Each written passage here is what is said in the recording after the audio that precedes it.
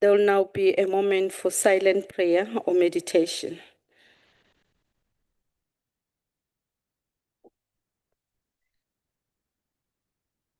Thank you, honorable members. You may take your seats.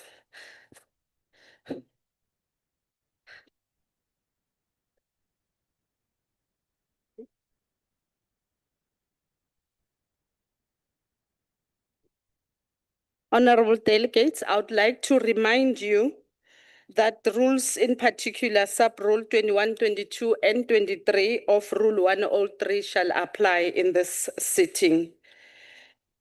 Honorable delegates, in accordance with the Council Rule 229, sub-rule 1, there will be no notices of motion or motions without notice.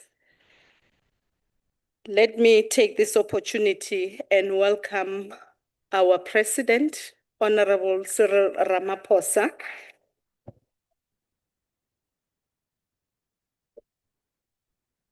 as well as his counsel, Honorable Coren Wolf, who's here with us today, the permanent delegates, the MECs, as well as the special delegates who have joined in through the visual platform, SALGA representatives, and the media personnel in the House.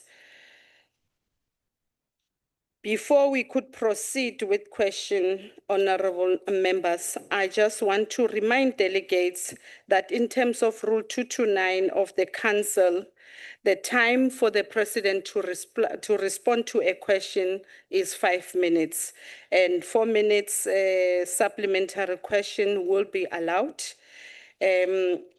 The member who has asked the initial question would be the first one to ask the Honorable President a supplementary question. Now, the time for a supplementary question allocated to members is only 2 minutes, and accordingly, the supplementary question must originate from the initial question that has been asked by the honorable member. Having said that, I now call upon our President to respond to question number 1 as asked by Honorable Muimang. Honorable President.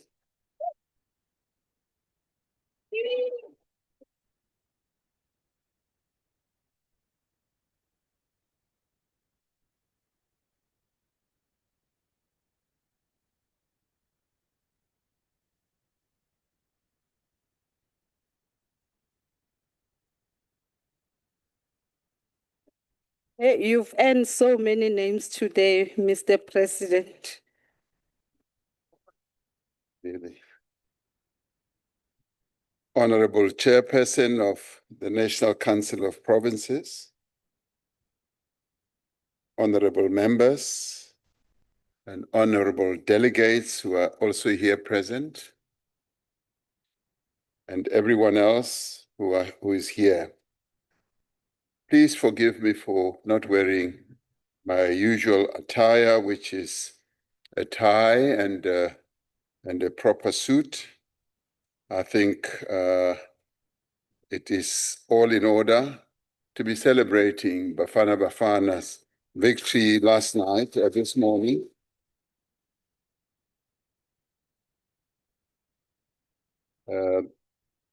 That victory was inspired by all of us. Actually, I've been telling people that we scored the goal, all of us collectively, that ensured our victory. So it is a joyous day. It is a day for celebration. Honorable members, the government has identified illegal immigration as a significant challenge in our country, which has implications for social cohesion, national security, and the provision of services to our people. On the 3rd of June 2026, Cabinet adopted a comprehensive approach for migration management in our country. I outlined the key elements of this approach in an address to the nation on the 7th of June. The comprehensive approach that has been endorsed also by the Presidential Coordinating Council, which brings together all three spheres of government and our traditional leaders, was quite pleased with the approach that we are taking. We have, in addition, held briefings with faith-based organizations or sector, traditional leaders, organized labor, and organized business just last night, and a number of other formations. The first part of our response is a crackdown on violations of immigration, crackdown on labor and other laws that are violated. Law enforcement agencies are intensifying the identification and deportation of undocumented foreign nationals. This work will be supported by dedicated immigration courts. This we do because it is the norm that when one visits a country, must have documents that proves one's identity and also shows exactly how long one would be staying in the country. Inspections of employers' premises are increasing. The Department of Employment and Labor is recruiting 10,000 inspectors, as I announced in the State of the Nation address, and will increase penalties for employers breaching the Immigration Act. The second part of our response is to strengthen border security.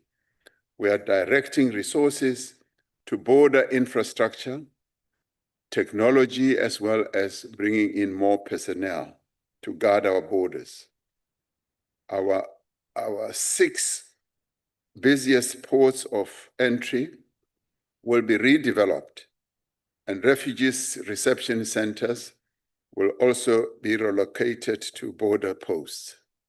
The third part of our approach is strengthening the immigration system by stamping out corruption and deploying technology. We are establishing an intelligent population register with biometric data underpinned by a digital ID and phasing out the green ID books that enable identity theft, as I announced in the address to the nation. The electronic travel authorization system is being extended to all airports and major land ports as well. The fourth part of our response is to close the gaps in our laws and regulations.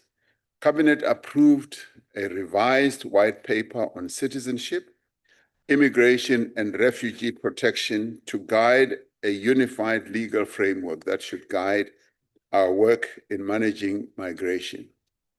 The National Labor Migration Policy and the Employment Services Amendment Bill will introduce quotas for the employment of foreign nationals in particular.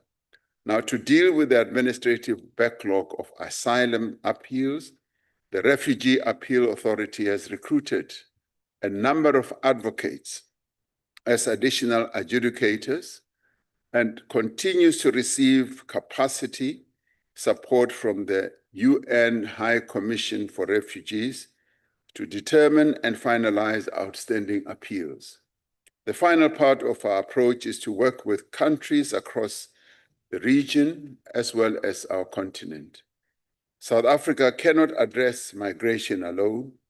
Through SADC, the African Union, and bilateral relations that we have with many countries, we will work together to tackle political instability, conflict, and economic hardships that drive people to leave their homes and to come here. We've made it clear that every person within our borders must be here lawfully. We have also said that responsibility for enforcing our laws rests with the state and the state alone, and that no individual may stop any person to demand documentation or proof of identity or nationality.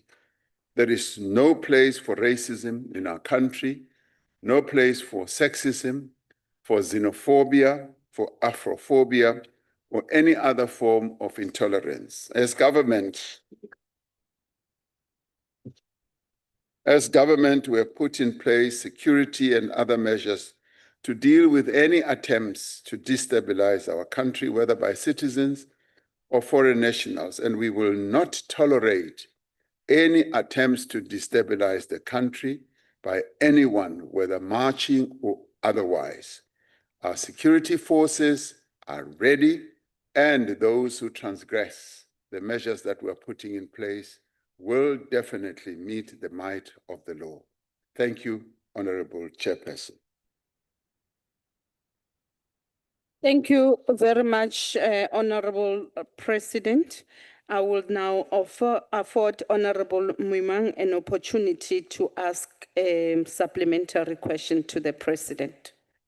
Thank you, Chairperson of the National Council of Province. Greetings to yourself and also to esteemed members of the South Lebahi ba naga rena ka kakaretso. Segolobogolo President ya rena ya naga, Cyril Ramaphosa. Tla ke leboge karabo eo re fileng yone mabapi le boeteledipele jo Presidente a bo bontshang mo go ensuring gore problem ena e re nang le yone is addressed, particularly a referral to the State of the Nation address that you made on the 7th of June, 2026, but more so the referral to the employment of 10,000 permanent workers as reflected in the State of the Nation address, President. President, it will be important just to give an update in terms of the employment of those 10,000 permanent labor inspectors, more so given the fact that their responsibility is mainly to ensure that the strict workplace laws compliance. President, this is important given the fact that last week in Northern Cape, in Datlas, in the Pixley District Municipality in Siaguma, 20 workers were in a makeshift boat that capsized. And out of that 20, 14 were able to swim to safety, but five of them, unfortunately, they passed on, which clearly illustrated the importance of making sure that there is compliance, particularly the work of the labor inspectors. What is quite giving comfort, President, is that in the 5 of those that passed away, there were people from Malawi, and to show the compliance to a larger degree of migration laws, they were documented foreigners. So it is important just to give an update in terms of progress that we have made in relation to those 10,000 permanent labor inspectors. Thank you, Chair. Thank you very much, Honorable Chief Whip. Over to you, Honorable President. Ke a leboga Tate Mwimang, ke leboga putso ya gago le go batla go utlwisisa sentle gore bao ba re kileng ka re ba tla hirwa ba 10,000 ba dikete tse 10 setse re fitlhile kae ka go ba hira na. Re simolotse re ntse re baakanya le madi a gore ba kene tirong ba etse mosebetsi ona o botlhokwa thata, ka gobane go tshwanetse gore mathata a re kopaneng le ona a immigration re kgone go a sebetsa sentle. We have determined that indeed we will be bringing in all those 10,000. We are doing it in phases. We're doing it in phases largely because of the budgetary concerns and restrictions that we have. However, we are finding pockets of finance that will enable us to bring as many as possible. And we did say that we will be doing so in the next 3 years. So we are bringing them in phases. And as they come in, they have to go through training. And they have to undergo training so that they are fit and proper to be able to execute the tasks that we have given them. It is unfortunate that a number of those undocumented workers are falling either in boats and drowning or passing away in a variety of ways. As South Africans, We pay our condolences to their families and to the governments of their countries. And we want this whole process of immigration to be handled within the parameters of our law and as smoothly as possible. For they too are human, and as South Africans, we must handle all these matters in accordance with our human rights culture and in accordance with our values. So we will always seek to ensure that the safety of even those who are not documented to be here is primary in everything that we do, and ensure that they are protected and they are safe as we process their departure. A number of them have opted to leave on a voluntary basis. And so therefore, we are facilitating that. Almost 10,000 of them, particularly from Malawi, have opted to leave, and our officials are processing all that through the various reception centers in a number of our provinces. Thank you, Honorable Chairperson. Thank you, Honorable President. I bear testimony to that, Honorable President. I'm one of those who have been visited already. So what you are saying, it's already happening. I'm probably one of the few who has experienced it already. We'll now proceed to the next follow-up question, which is asked by Honorable Badenhorst. Mr. President, I'm sorry, I couldn't afford the scarf, but I could afford socks. So I'm wearing the Bafana socks. Beautiful. Beautiful. Scarf is too expensive for me, I'm sorry. They borrowed me this, so. I'm dropping a hint here. Mr. President, while concerns around illegal immigration are legitimate, the Minister of Home Affairs, Dr. Leon Schreiber, has been implementing reforms, including the digital transformation of Home Affairs, the strengthening of visa and asylum administration, and tighter enforcement measures against illegal immigration. And these represent the most credible long-term responses to the challenge of illegal immigration for decades. Given that the government itself has repeatedly warned against vigilantism and unlawful action, what specific contingency plans have been put in place by Justice, Crime Prevention and the Security Cluster to prevent violence, loss of life, attacks on foreign nationals, and a potential breakdown of law and order on 30th of June? And more specifically, Mr. President, who will ultimately be held accountable should government fail to prevent a bloodbath or widespread chaos? Thank you. Honorable President. Thank you, Honorable Chairperson. It is true that the process of reforming our immigration measures is being implemented and being led by Minister Schreiber.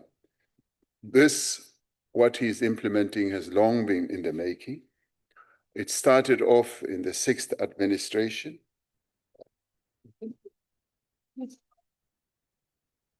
And we are grateful, therefore, we are grateful that the work is continuing.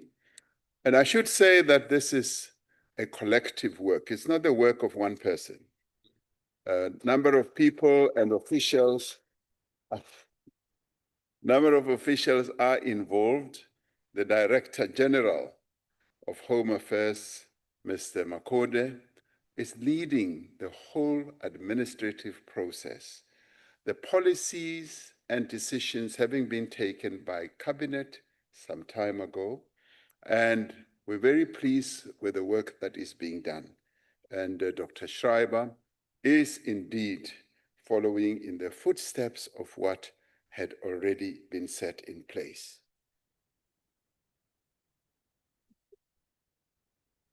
The Commission process of implementing all these measures is such that we are ready to deal with whatever disruption, instability that could take place. I'm a strong believer that South Africans are peaceful people. They are not xenophobic. They are not Afrophobic as well, and they want peace. They just want every day of the week to go on a peaceful basis without any disruption of their lives, disruption of services, and any danger to the life of anyone. So on the 30th, as people are saying, all manner of things will happen. We are taking measures to ensure that the 30th becomes a normal day where people will be able to work, to go about their business. Our security forces are ready. NetJoins is firmly in charge of what could happen. And so therefore, it is our responsibility collectively. And it is all of us who are accountable, particularly all of us who are here as leaders. By the way, as we sit here, we're not just bystanders, we're all leaders. We lead people who have elected us to be here. So each one of us has a role to play. Wherever we are, to ensure we call for peace, we call for calm, and where there might be people who want to destabilize the country, we should speak out. We should take whatever action that is necessary on a legal basis and work with our security forces and work with our government officials. This is a responsibility that we all bear. But having said that, I'm able to say that our security forces will be on the ready to prevent anyone from wanting to destabilize the country. Thank you, Honorable Chairperson. Thank you, Honorable President. The next follow-up question is from Honorable van den Berg. Thank you, Chairman. Honorable President, legal immigrants often display a strong work ethic and greater flexibility than many South African workers. When paid the national minimum wage, they accept far more flexible conditions and responsibilities while still earning significantly more than they could in their countries of origin. This is clear evidence that market forces are exposing a deeper structural problem in South African labour because it has become too expensive due to inflated legislation, rigid bargaining, high absenteeism, and an entitlement culture that often accompanies it. Employers in sections like construction, agriculture, and services are increasingly turning to foreign labour precisely because the total cost, wages, plus the tensions of strikes, CCMA cases, and low productivity makes many legal workers uncompetitive, local workers uncompetitive. My question is this: what concrete solutions is government implementing to address this expensive entitlement issue? Specifically, will you support meaningful labour market reforms such as less binding labour contracts, decentralized bargaining, and adjustments to early entry-level wages so that South African citizens can compete fairly? Thank you. Thank you, Honorable van den Berg. Honorable President. Thank you, Honorable Chairperson. I'm tempted to comment on the thesis that the Honorable Member puts forward, a thesis which is archaic, so conservative, completely outdated, and it does not even begin to deal with the realities of the labor market today. If you were just to think about the employers who prefer to employ workers from other countries who are not documented, and if you just peel a little bit, you will see that those workers are actually being exploited. They're being paid slavery wages.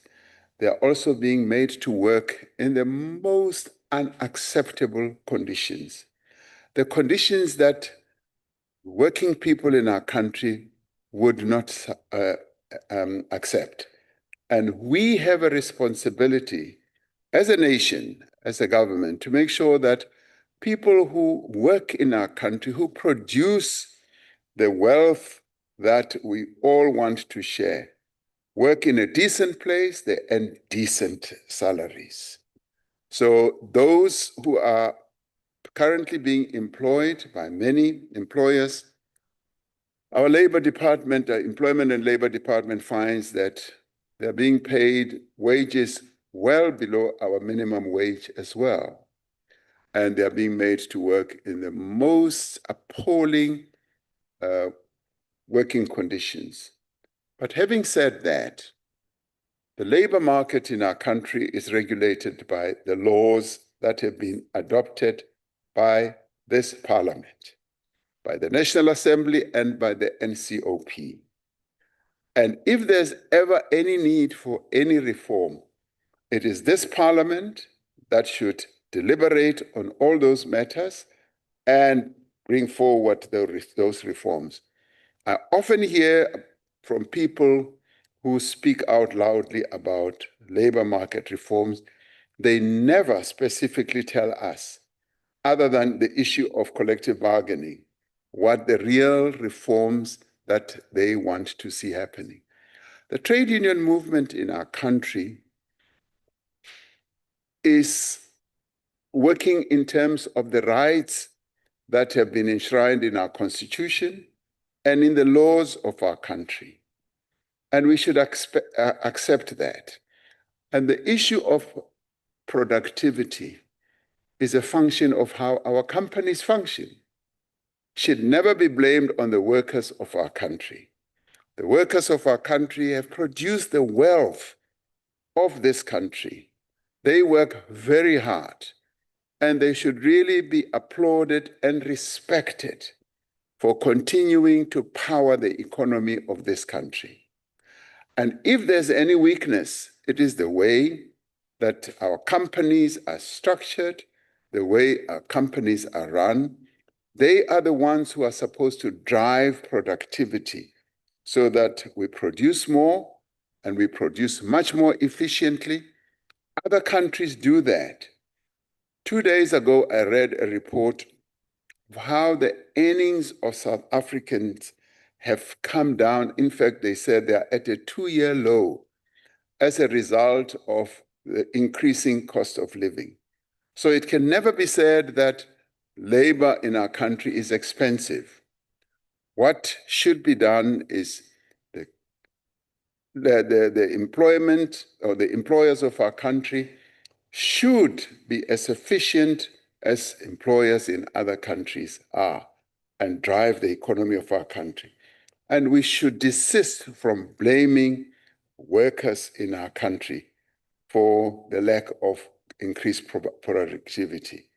And we should also make sure that when we talk about labor reforms or market reforms or labor market reforms, we should be specific. We should not just do broad sweep. Be specific. The issue of collective bargaining is regulated by the laws of our country. And these are hard-won victories that our workers have won. And we should respect that. And we should work around that to see that indeed we increase productivity. Thank you, Honorable Chairperson. Thank you, Honorable President. We're taking the last question, a follow-up question on this question from Honorable Noe. Transvaal is fair. Yes. Thank you very much, Honorable President. Firstly, I just want to inform the President that he shouldn't be surprised that there is peace in the House today because there are no red overalls. Yesterday, Honorable Dlamini sent them packing to where they belong to their funerals. And then there will be others who will follow. Maybe next time when you come, you'll find others not here. He told them where they belong. So you will have peace today in the House. Honorable President, we just want to also agree with you and emphasize that the challenge that we have, it's not only about the porous borders, and that indeed South Africans are not necessarily xenophobic nation. My question therefore is, Honorable President, what are some of the inter-regional efforts that the government has been spearheading in the African continent to ensure that immigrants does not leave their home countries to search for economic opportunities in South Africa? Thank you. Thank you, Honorable Noe. Honorable President, you may respond. Thank you, Honorable Chairperson. South Africa is committed to engender the development of our continent at an economic level, at a social level, and otherwise. Not only our continent, but our region as well. We would like to see increased economic growth, and to this end, the continent has adopted the Africa Continental Free Trade Area, which is really going to power the growth of our continent as countries on our continent trade with each other, produce goods, increase industrialization and manufacturing. We believe that when that happens, and it will happen, a number of people will prefer to work near their homes. They'll prefer to work in factories near where they live, and thus getting them not to be tempted to leave their homes and go to other countries. Yes, South Africa is an economic oasis. The developments that we've engendered in our economy become attractive to a number of people who come from countries where there is less than adequate economic growth. We as South Africa are working with other countries in our region to foster integration, to foster economic development.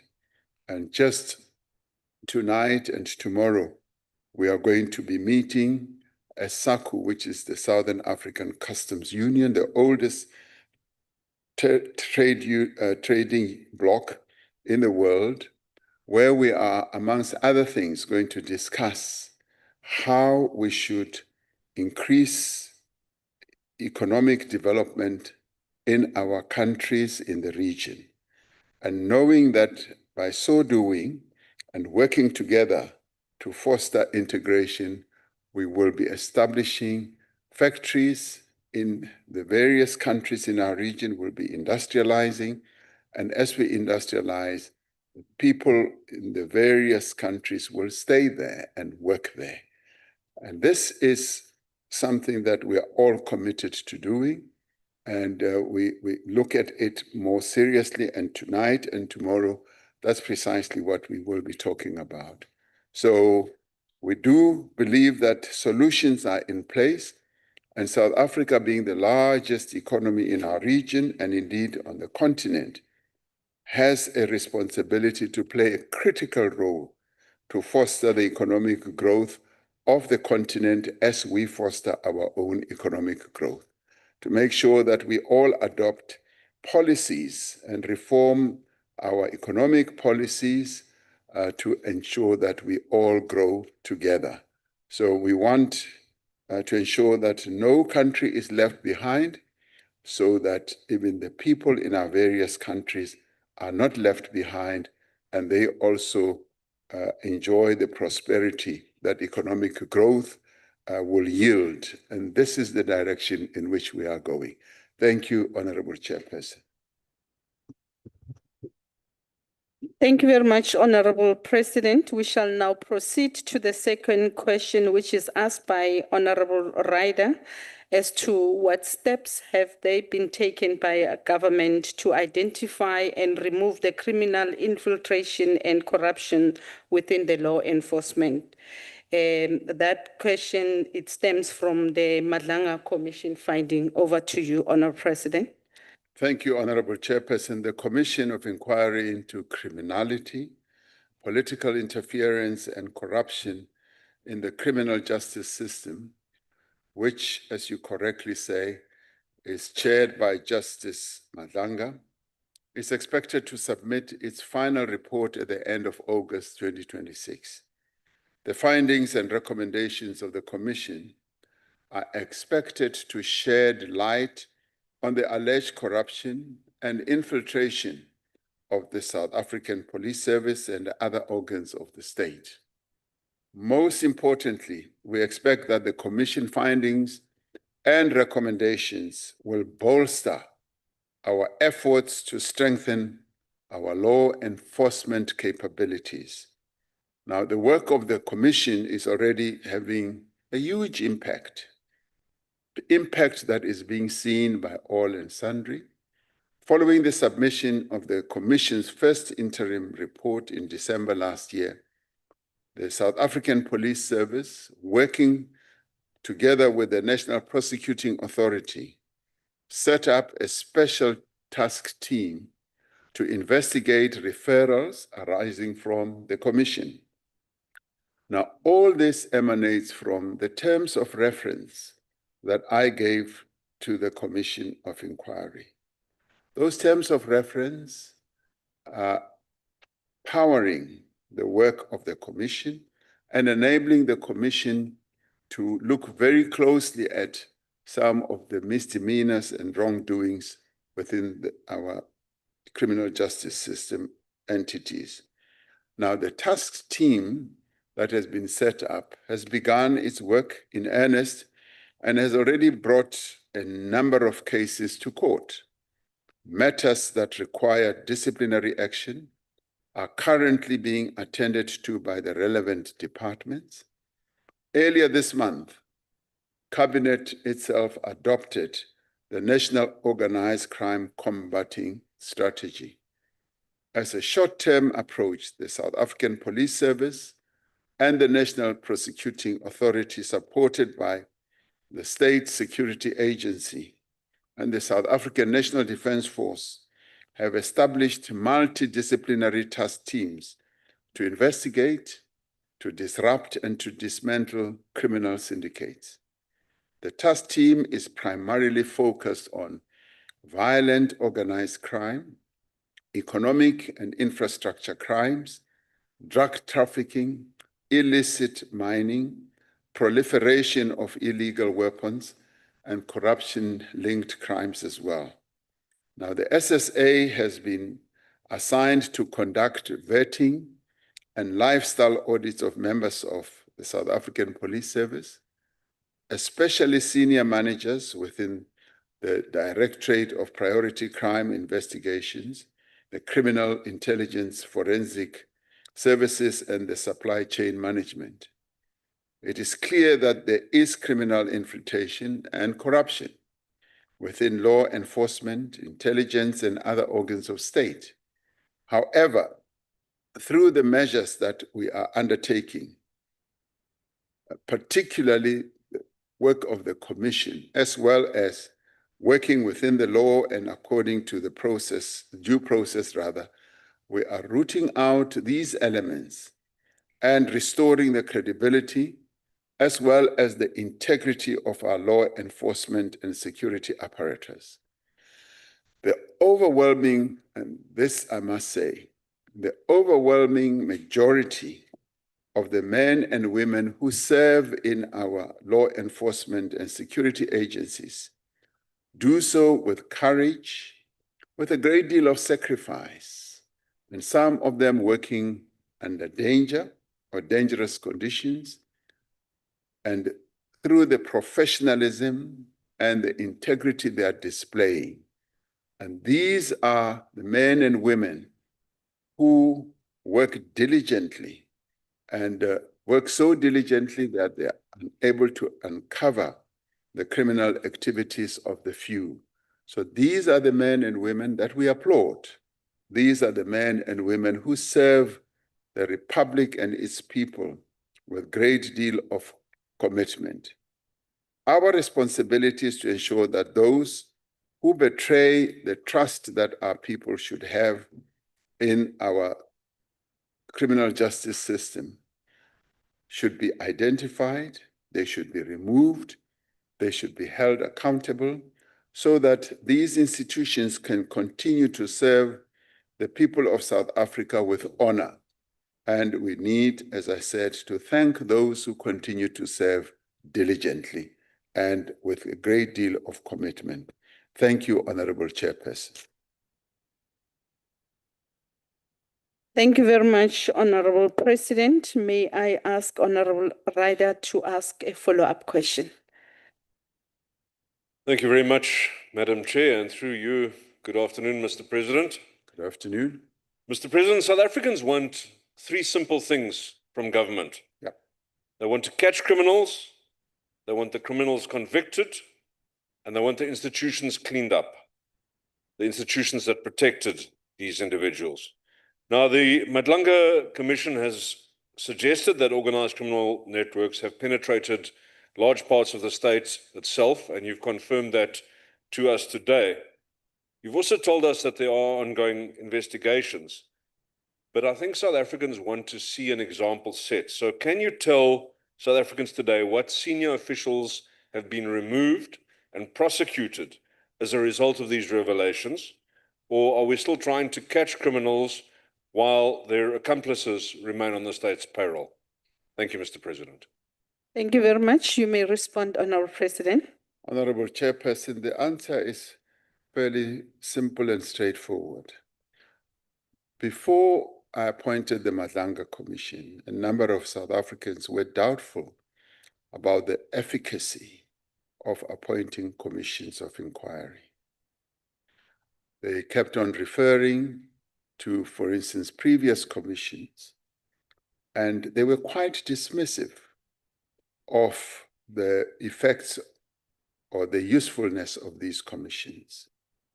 They kept on referring to the Zondo Commission and arguing that nothing has been done to implement the recommendations of the Zondo Commission.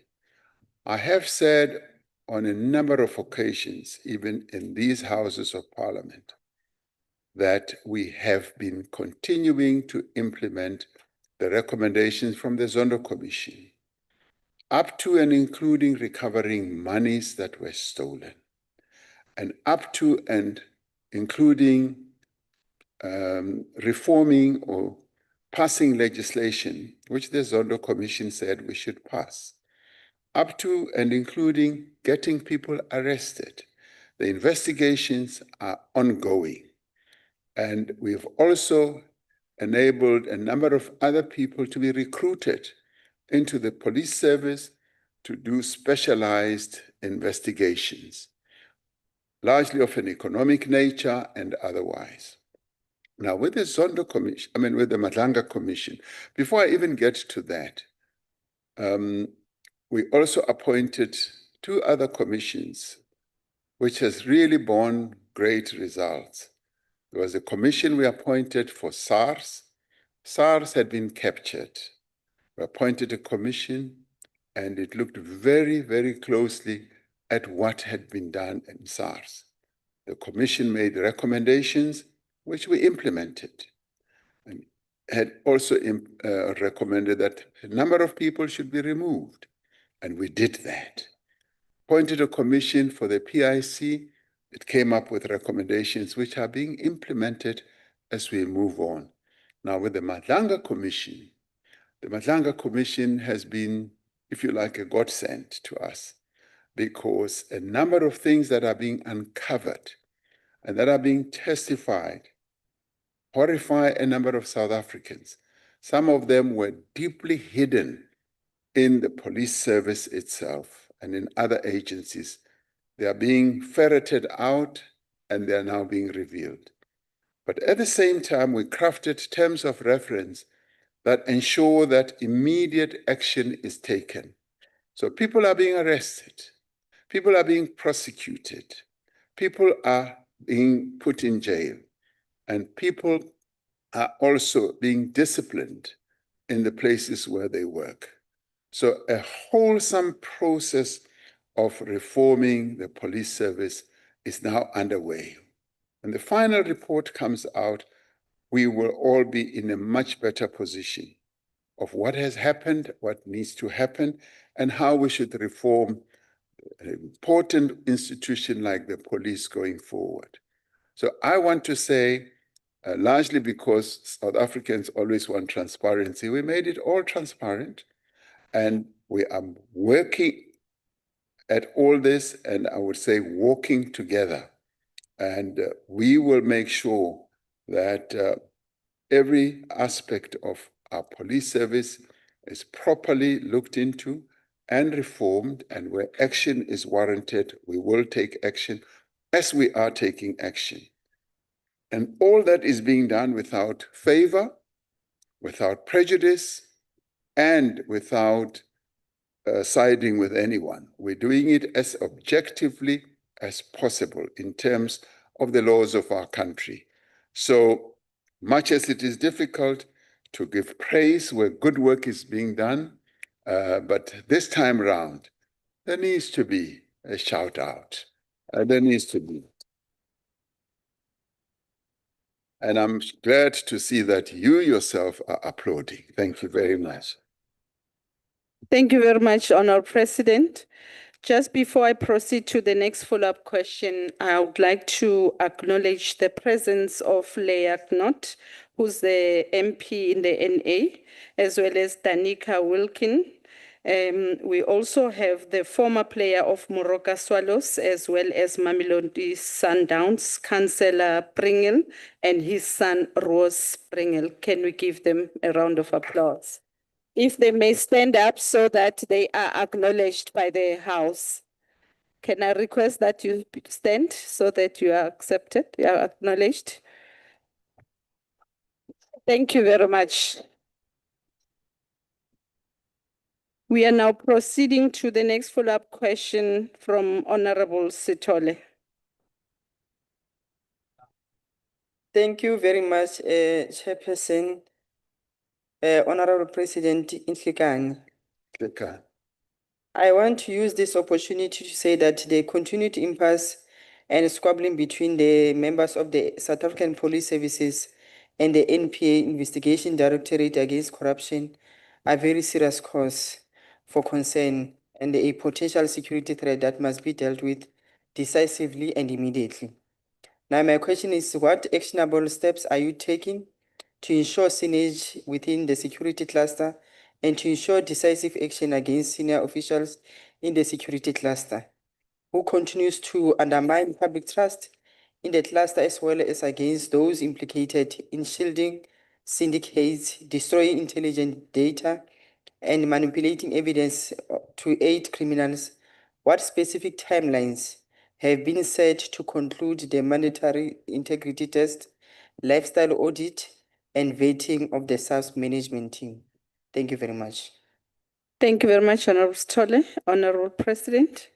Thank you, Honorable Chairperson. As an ardent Moroka Swallows fan, I would also like to give applause to the Moroka Swallows. I know that whenever I say I'm a Moroka Swallows fan, I'm laughed at because they say it's almost non-existent, but I will die a Moroka Swallows fan.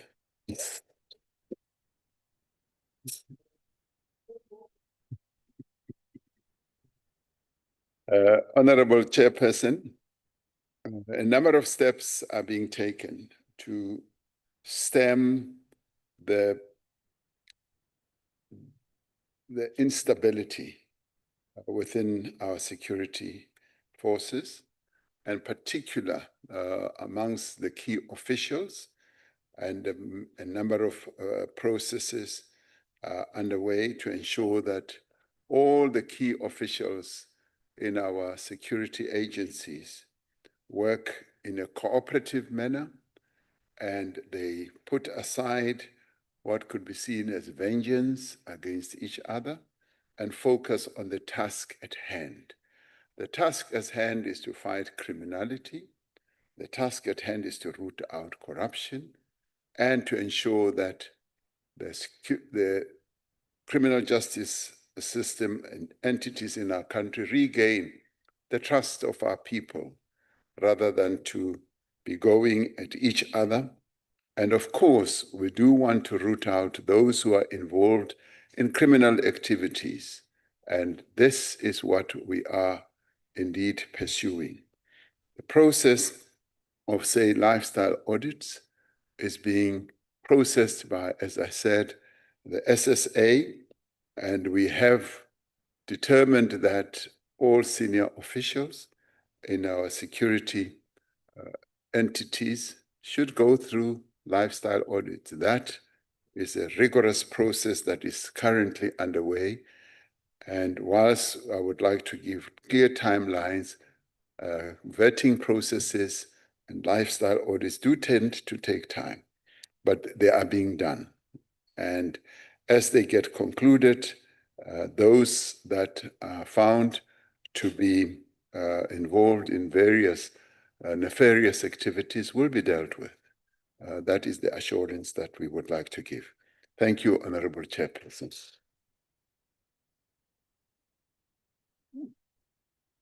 Thank you, Honorable President. Honorable Farmer. Thank you, Honorable Chairperson. And good day, Honorable President. Good day. Maybe Bafana cannot help but do well because they have a very good minister.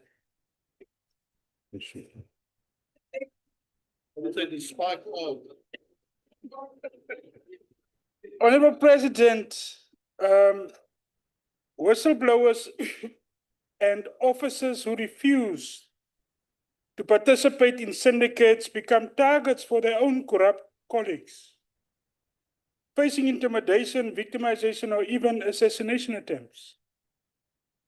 What is available to those honest ones who are also husbands, wives, mothers, and fathers? Thank you. Thank you, Honorable Farmer. I'll hand over to the manager of Bafana Bafana to respond to the question. Over to you, Honorable President.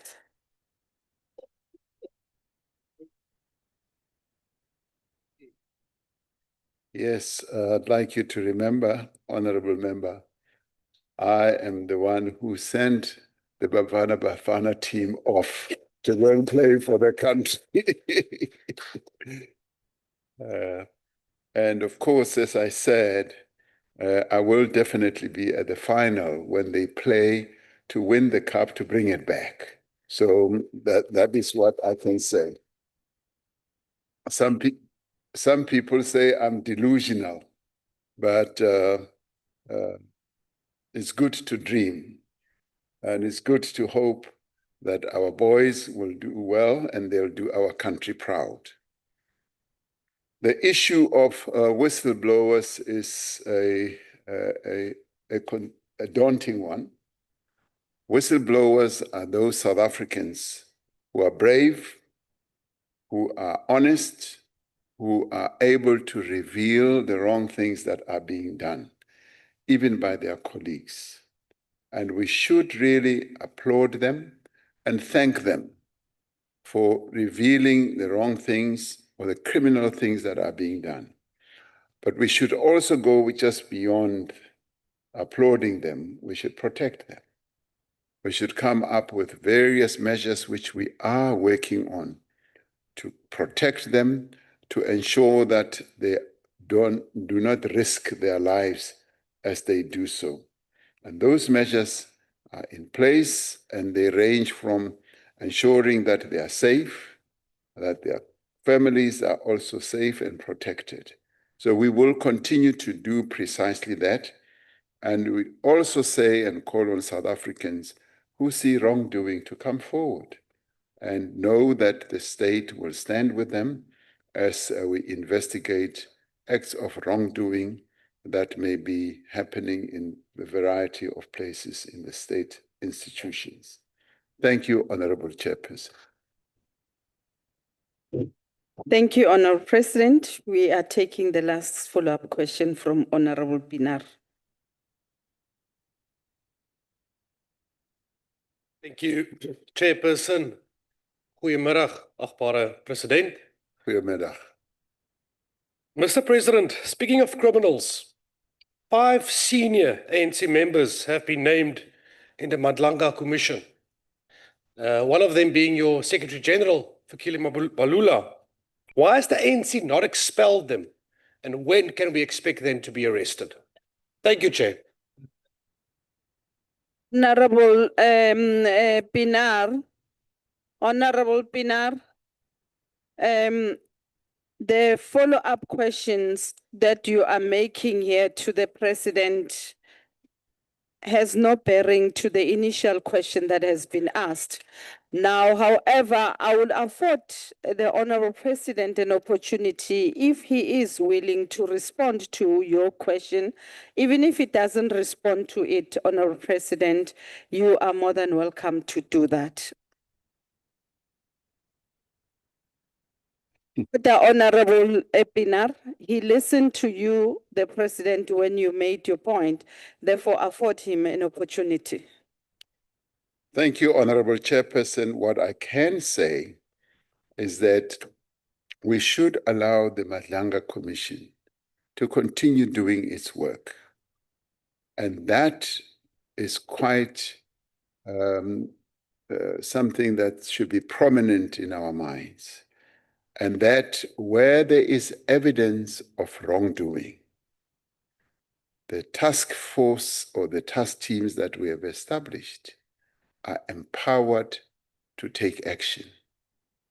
And they are taking action as the Madlanga Commission continues with its work. Thank you, Honorable Chairperson. Thank you, Honorable President. We are now proceeding to question number 3, which is asked by Honorable Modise in relation to the National Illicit Economy Disruption Program. Over to you, Honorable President. Honorable Chairperson, the National Illicit Economy Disruption Program that we announced in the State of the Nation address is operational as a coordinated multi-agency enforcement operation. The program does not function as a standalone or a new structure, but consolidates and intensifies existing enforcement mechanisms that we have established. Some of these interventions are being implemented by the South African Revenue Service through the existing SARS compliance program and SARS illicit economy strategy.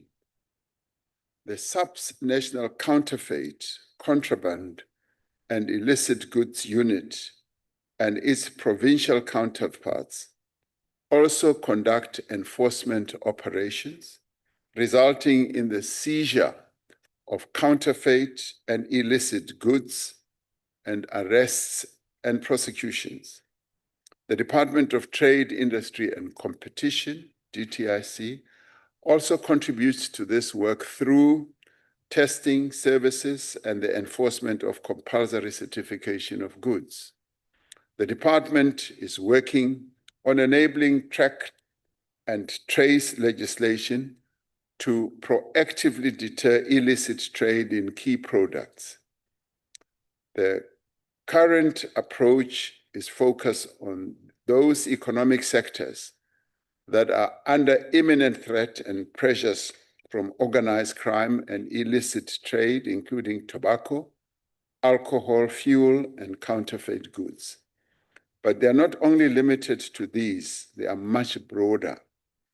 One day when I visited SARS, I was shown a whole collection of goods that are counterfeited and that are peddled in our market, ranging from lipstick to medicines to all manner of other goods. So it's not only on alcohol and tobacco. These people who are involved in illicit trade are able to copy anything that has an economic value. Now, intelligence-driven operations are aimed at counterfeit clothing, footwear, apparel, cosmetics, as I was saying, cell phone accessories, and related goods. And at times when you look at some of these cell phones and apparel, you will even think that they are the original items that you buy from the original producers. Now, the South African Police Service and SARS, the provincial liquor authorities and the Department of Agriculture conduct joint compliance and seizure operations targeting illicit and non-compliant liquor.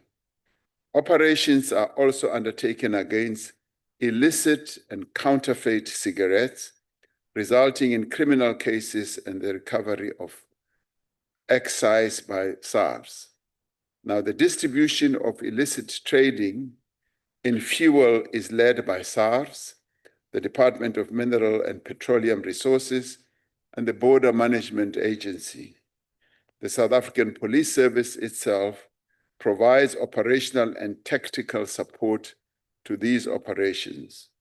The National Illicit Economy Disruption Program builds on existing interdepartmental cooperation, and examples of such cooperation includes illicit financial flows, multi-agency task team, the Organized Crime and Corruption Task Team, and multi-stakeholder working group on illicit trade. All these activities currently underway form part of the National Illicit Economy Disruption Program, so that government can be in a position to proceed in a coordinated and comprehensive manner to deal with all acts that are part of the illicit trading. Thank you, Honorable Chairperson. Thank you, Honorable President. I will allow Honorable Modise to ask a follow-up question to the President. No, thank you so much, Chairperson. And probably firstly, I must take this opportunity to wish the Director General of Gauteng Government, Mr. Edward Musuwe, a happy birthday. And the Masiari President. President, thank you so much for the response. It's quite substantive if you take into consideration the question itself. I just want to check, President, you know, yesterday when the referee blew his final whistle, I was thinking about you. And I'm like, President, please share what I like. Yeah, President, earlier this year, the former commissioner of SARS has indicated that illicit economy has grown so much more than the formal economy of the country in the past 15 to 20 years. Now, I want to check, is there a specific department or office that is responsible to coordinating the activities that deals with the illicit economy? And secondly, how does this then help in resolving the historical bottlenecks when you take into consideration Operation Ukbusa? Thanks, Chair. Thank you very much, Honorable Modise. Honorable President. Honorable Chairperson, thank you. Yes, it was at 3 a.m. this morning when Bafana Bafana was playing, and a number of people in our country, including myself, deprived ourselves of sleep to see Bafana Bafana marching to victory and to give them the support, albeit from far away. And I think they could feel our support, the enormous spirit and support of many South Africans who were awake at that time. Even at that time, I spoke to a number of people, not so much to check whether they were awake, but just to exchange messages with them and say, do you see how they are playing? They were playing extremely well. I'm not saying this to be a football commentator, which I am not, but they played extremely well. The work that we are doing to deal with illicit trade is actually integrated. It's coordinated through this program that I spoke about, the National Illicit Economy Disruption Program. And it is a program in which SARS plays a key role, in which DTIC also play a key role, the Border Management Agency, who are really at the front face of dealing with people who are coming with all illicit goods, counterfeit goods, and the South African police are also on hand to deal with all this. And also agriculture department also is involved in working together with all other departments. And this has helped us to break down the silos that have often prevailed in government, where various departments tend to work alone.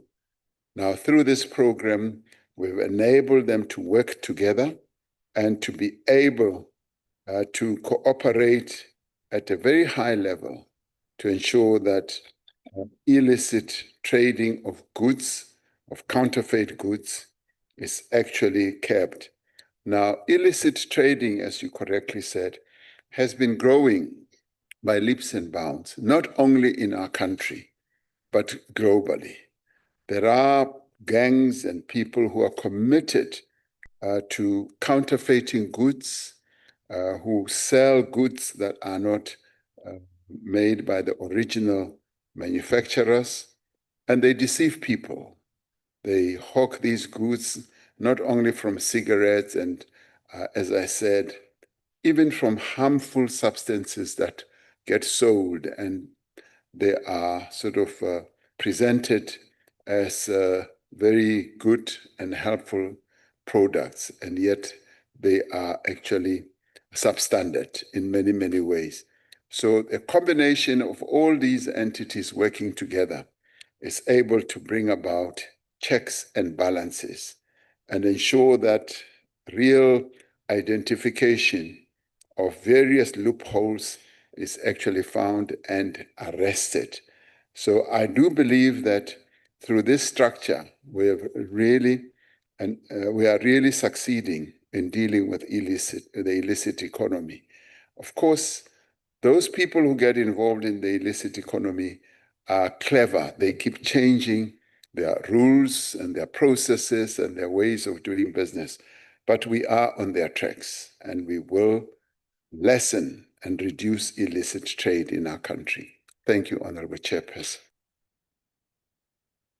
Thank you, Honorable President. Honorable Boshoff, it's your turn. Thank you very much, and good afternoon, Chairperson, and good afternoon to you, Mr. President. Mr. President, you have repeatedly spoken about building an ethical and capable state. Do you accept that public confidence in the fight against illicit economy is weakened when South Africans perceive that accountability is often demanded of others, but seldom demonstrated at the highest levels of government? Thank you, Chair. Thank you very much, Honorable Boshoff. Over to you, Honorable President. Of course, we demand accountability all round. And we often say that we want all of us in South Africa to be accountable, to be people who work on the basis of integrity.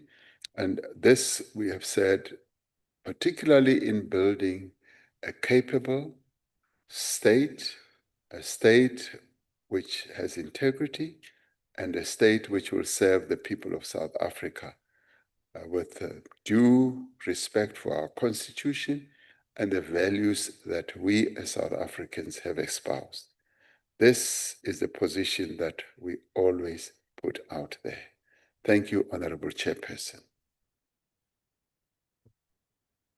Thank you, Honorable President. We are now proceeding to Honorable Mulukume. Thank you, Chairperson. Erike Jesu wa ka se ke dumedishe President wa rena le nna ke welcome and ke wishetše Bafana that they've won. President, unlike others who managed to wake up and watch the soccer, but immediately when I heard that we did well, I was the first one to jump out of my bed to celebrate. Thank you, Mr. President, for the depth reply and acknowledge the interagency collaboration to enforce compliance. My question is on the other aspect of these illicit activities that are taking place, President. That is there illicit financial flows Has the government made any assessment on the implementation and impact of government policies and also the enforcement measures and international cooperation initiatives to combat the outflows of billions of rand through tax evasion and other corrupt activities? Thank you very much, Chair. Thank you very much, Honorable Mulukume. Honorable President. Yes, Honorable Chairperson, we do have agencies in government whose task and work is to monitor the flow of illicit money, and they are quite active. And the FIC, for instance, is able to track transactions that are suspicious, and they are able to raise the alarm so that the various other agencies or entities in government are able to follow through and ensure that action is taken. So, as you correctly say, illicit trading, illicit economy is always accompanied by illicit money flows. And so agencies that we have are able to look at that very closely and see exactly some of those trades that are taking place. And because our economy is so big, they are able to be on their toes and look at various transactions that they believe are suspicious. So that is done on a regular basis. Thank you, Honorable Chairperson.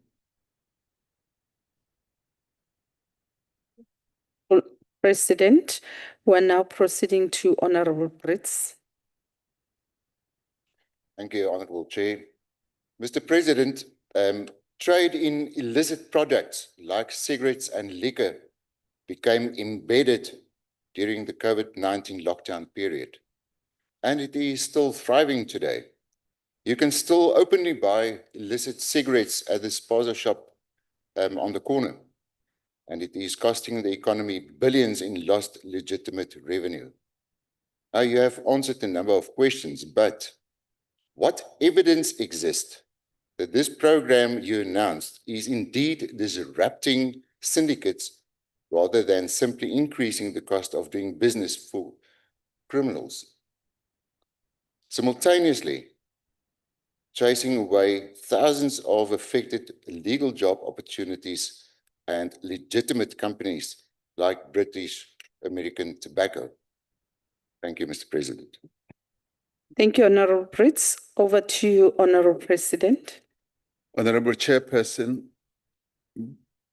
the current Commissioner of SARS, as well as the previous one, have highlighted the concerns that we should all have about illicitly traded products. And when it comes to those two items that you have highlighted, there are special operations that are being pursued or worked on to identify those who are involved in those illicit trading networks. So that is a process that is currently underway, and I am satisfied that with the hawkish eye that SARS has on illicit trading, we are going to continue seeing a lot of progress and success. Yes, you are right. This illicit trading, particularly in alcohol and cigarettes, reached perhaps its height during the period of COVID, when a ban or restrictions had been imposed to preserve the health of our people. A number of people found gaps to get involved in those illicitly traded products. But we have identified that there are these networks and they are being pursued and action is being taken. Of course, SARS does not always announce precisely what actions they are taking, They work in a very special way, so does the BMA, but they are continuing to take action. Thank you, Honorable Chairperson. Thank you, Honorable President. We are now moving to question number 4. I don't see Honorable Makesini in the House. Can I establish whether Honorable Makesini has joined in through the virtual platform? Oh, she's not even on a virtual platform. Mr. President, in terms of Rule 228, Sub-Rule 6, if the question stands in the name of the member who's not present in the House, that question lapses, or the President may elect to respond to the question or table a response. Honorable President, the choice is yours. Thank you, Honorable Chairperson.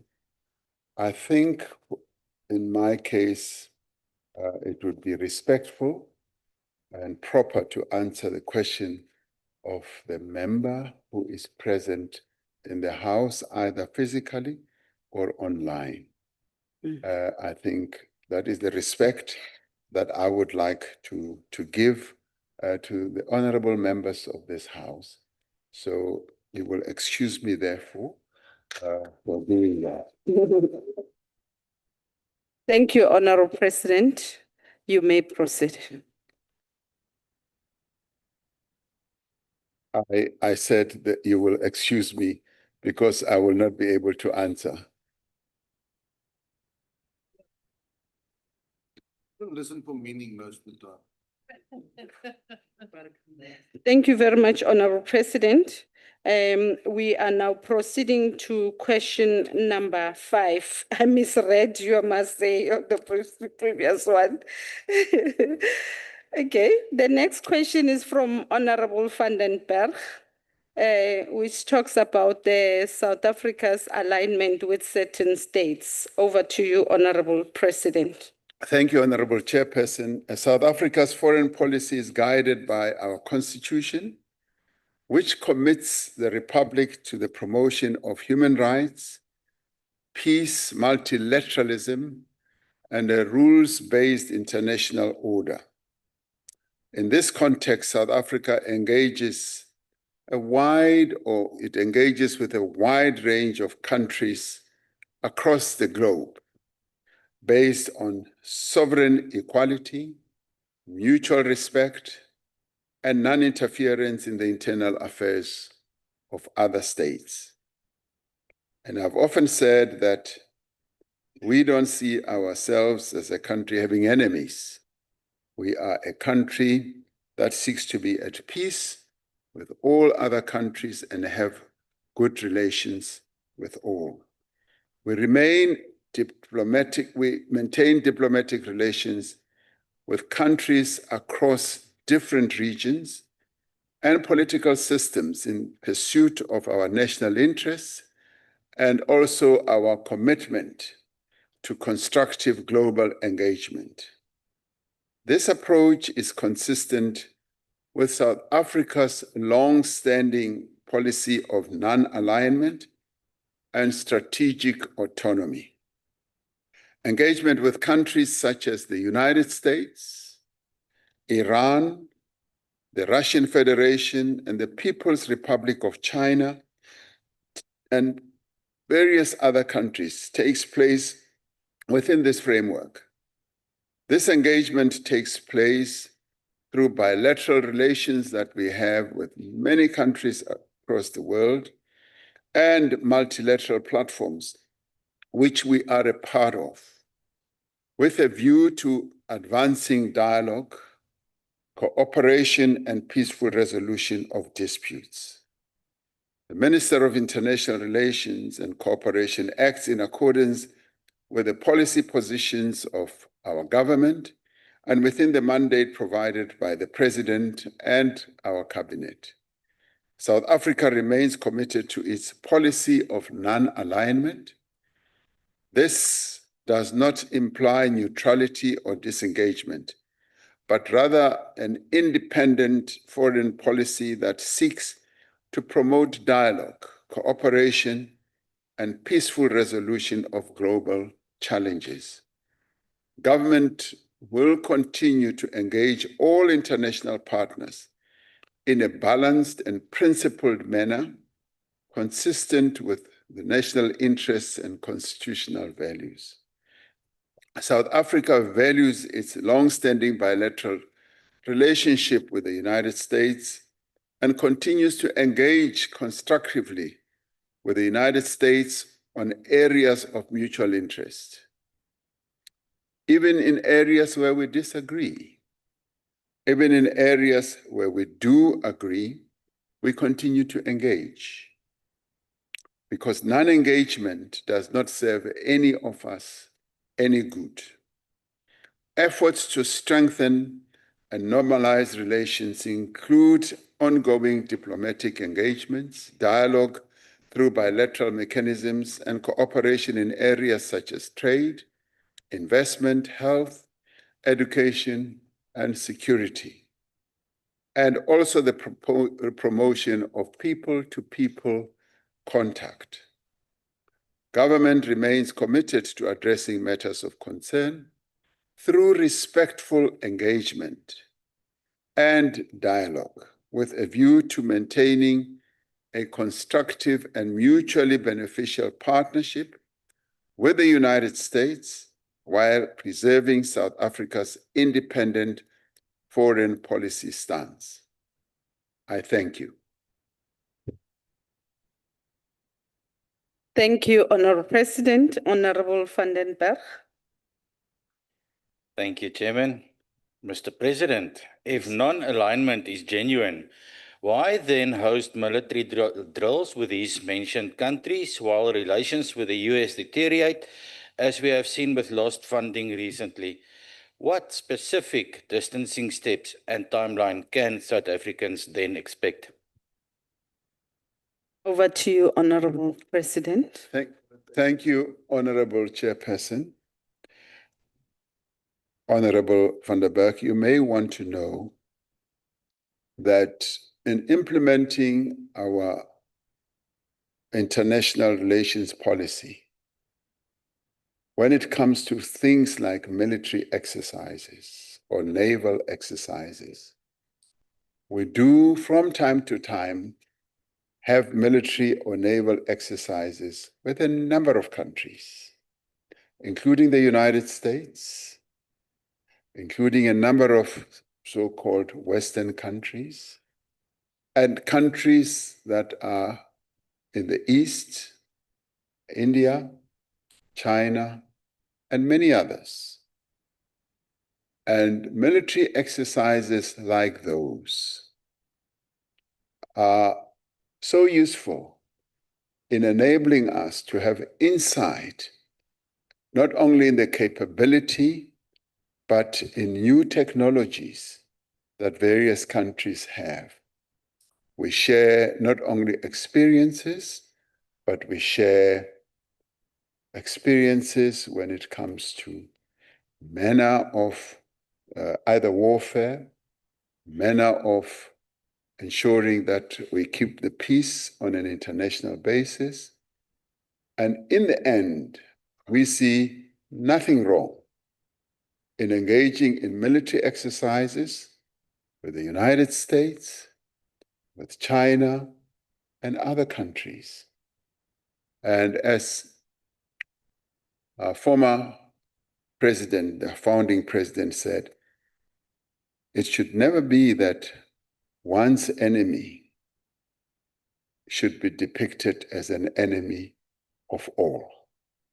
We don't operate on that basis, because we often find that even those that you may regard as your enemies, in the end, we often find that you do deal with them. And so therefore, to avoid being hypocritical, we are able to maintain relations across a number of areas of the world. And in doing so, we keep our own sovereignty, our own integrity, because those two must never be sacrificed. Those two must never be compromised. And we have never, in dealing with a variety of nations, sold out our soul as a nation, or our integrity, or our sovereignty.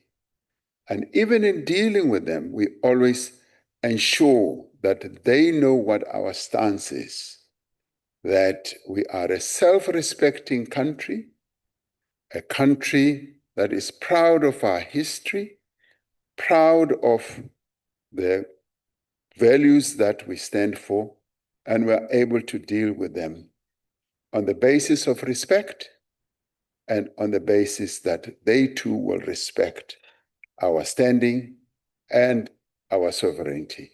That is how we deal with other countries. And we are not shy to state our position. And our position is often well known. And in many ways, we are respected around the world for the positions that we hold. And give you a good example. You know, during the Ukraine-Russia, as the war as it has been going on, we have become one of the very few countries that is able to talk to both sides, whereas others only prefer to talk to one. And those who don't want to talk to the others often come to us and say, could you please pass on this and that message to the other side? And so you know, in that conflict, we are one of those very few countries that has been able to do a number of things to give assistance to the resolution of the conflict. And we don't stand on rooftops and shout and scream about the role we play. And both sides respect us for the role we play. And even as they engage with each other on a variety of platforms, we often find that they call us, they send messages to us and tell us that this is where we are going, this is what we are doing. And that to us demonstrates the respect that they have for the stance that we always take and the role that we play. We play a positive role in the world with regard to the resolution of disputes. And we are not shy, we're not shy at all to vocalize that. And those who have problems don't know the impact that South Africa has on the global stage. It is a positive role that we play. Thank you, Honorable Chairperson. Thank you, Honorable President. Honorable Lehwase. Thank you, Honorable Chairperson, and good day to you, President. Honorable Chairperson, it is clear and worrisome that there are members of this Parliament who do not understand the South Africa's foreign policy of non-alignment, but this is a topic for another day. Mr. President, kindly give us progress that South Africa is making in using economic diplomacy to protect South African industries without abandoning its non-aligned position, particularly on critical domestic sectors like steel, that we have witnessed unilaterally trade disputes and tariff policies imposed by countries such as the United States and the European Union. And how does South Africa ensure its non-alignment position is interpreted as strategic importance rather than bias? Thank you very much, Mr. President. Thank you, Honorable Lehwase. Over to you, Honorable President. Thank you, Honorable Chairperson. We are able to exercise our economic diplomacy, which is grounded on our broad international policy position. And as I was saying earlier, it is a policy position that is based on our non-alignment, which enables us to deal with a variety of players in the world. And many have come to accept that the non-aligned position that we have opted for stands us in good stead because we are not tied to any bloc in the world. We are tied to multilateralism, which we respect deeply. We play a role in various multilateral organizations on a voluntary basis. We are not compelled to be in the UN, which is the family of all nations, I must say. We are not compelled to be in the Commonwealth, in BRICS, or in the non-aligned movement. It is by choice, and it is through exercising our own policy position. And armed with that, we're then able to exercise it through economic diplomacy. And where there are, for instance, disputes of an economic nature, we're able, armed with our non-aligned policy, to be able to engage with all countries without saying we will not talk to this one or we will not talk to this one. It enables us to engage with all to advance the interests of South Africa. And we should understand that the real foundation of our international policy is to advance the interests of South Africa. And to do so, we will engage on a basis of sovereignty, of respect for others with a variety of countries. So, for instance, when it comes to trade negotiations, where, for instance, others may want to impose tariffs, we engage with them. We go to various forums, be it on a bilateral basis or multilateral basis, and we engage with them with a view of finding solutions, be it them having acted on a unilateral basis or on the basis of either regional blocs that they may want to advance. So we are quite robust and active when it comes to economic diplomacy. More so now in the wake of the tariffs that were imposed on many countries around the world by the United States. We have decided to turbocharge our economic diplomacy and reach out to many countries around the world with a view of establishing sustainable trade relations with them, and with a view of establishing dependable relations with them, where we know that we can relate with them on the basis of respect and on the basis of trust.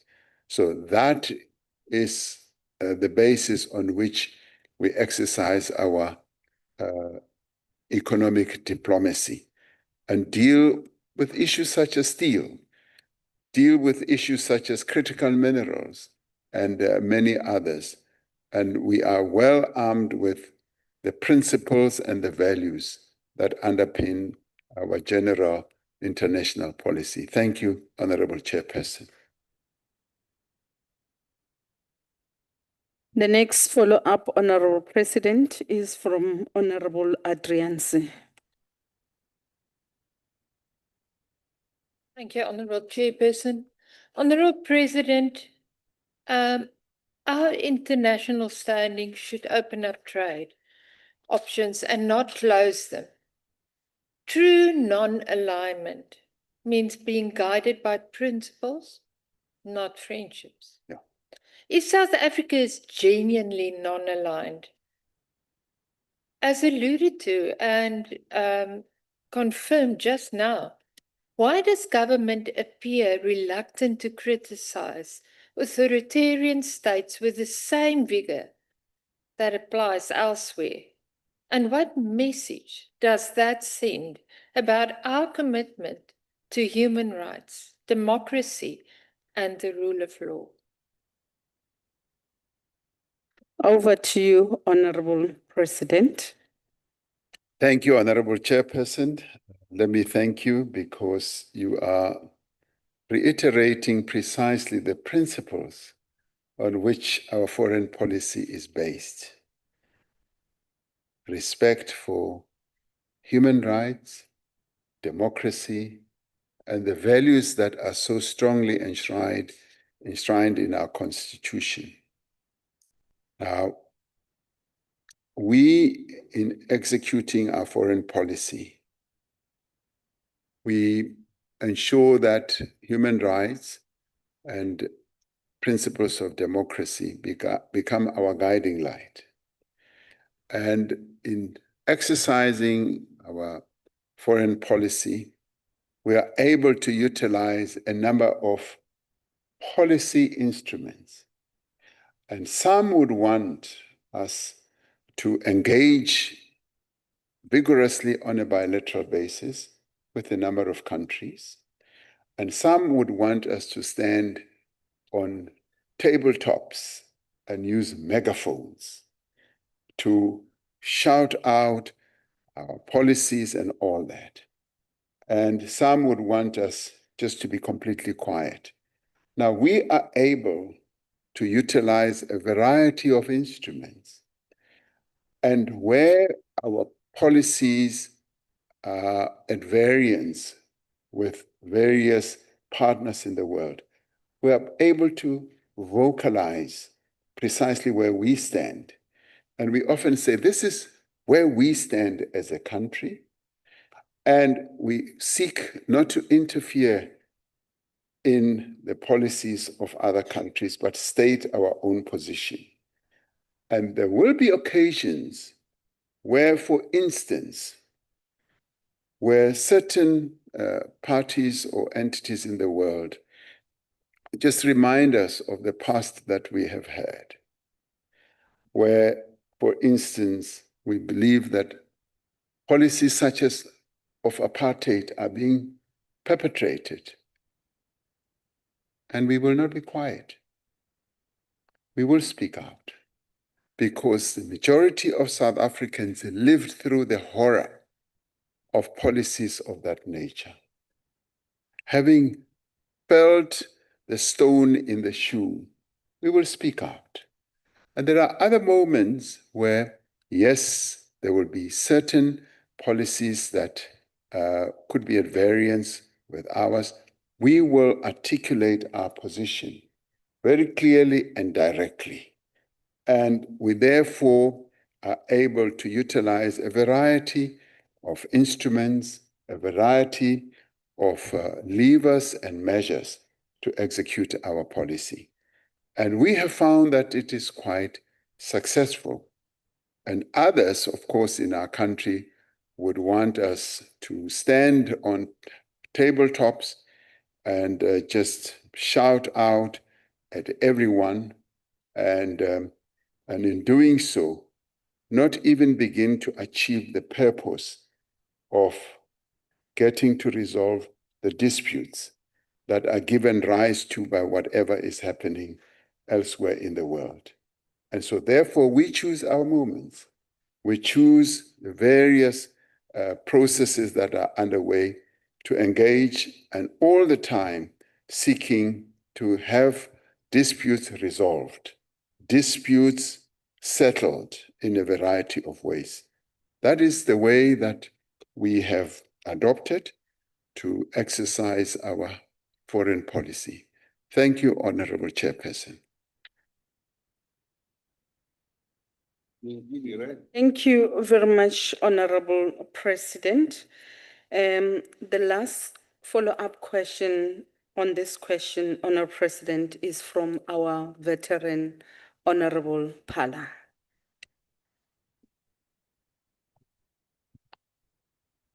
Thank you, Chair, and good afternoon once again, President.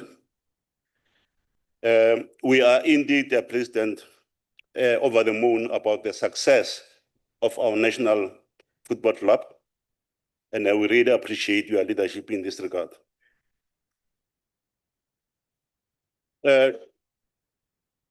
Honorable President,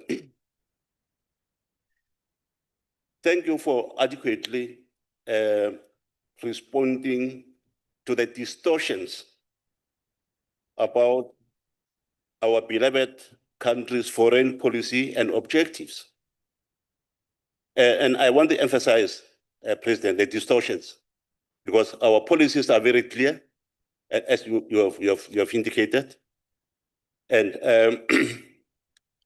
Honorable President, I want to speak about the BRICS. A very important interstate body comprising economies of developing nations, the body which possesses a superior economic scale and demographic weight currently. My question, Honorable President, is that how has South Africa's membership of BRICS assisted and efforts to influence reforms of international political and economic institutions? That's my question, Honorable President. Thank you very much. Thank you, Honorable Phala. Before the President responds, I'm sure, President, you will note the timing there. It's haywire. So the server is down. Please don't mind the timer. We will indicate when your time has lapsed. You may proceed, Honorable President. Thank you, Honorable Chairperson. The Honorable Member refers to our participation in BRICS. We are a proud member as South Africa of the BRICS formation, which has grown by leaps and bounds and now represents up to 48 to 50% of the world population, of the global GDP of about 40 to 50 or 43%, and nominal GDP of about 30%. Now, it has enormous reserves.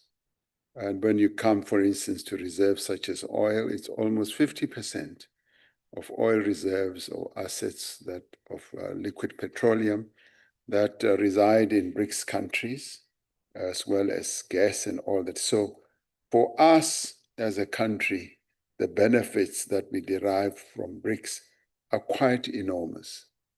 And we never want to compare one global formation to another, but BRICS stands out as an outlier, which has brought together a number of countries that want to cooperate, trade with one another, and in proving that, they established the new development bank, which is helping to fund particularly infrastructure projects in various countries.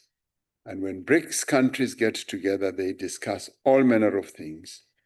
And one of the recent areas of discussion was, for instance, in just having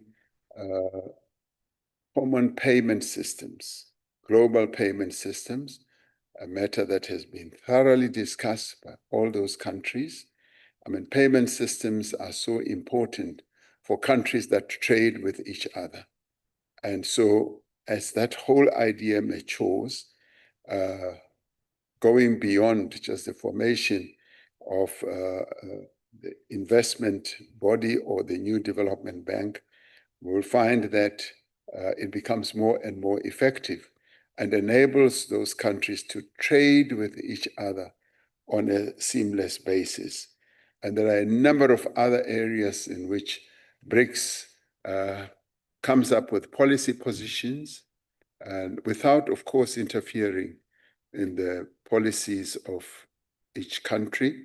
And this is where, for instance, we utilize the BRICS as a melting point of enabling countries to express their views on a number of issues and still be able to retain their own sovereignty.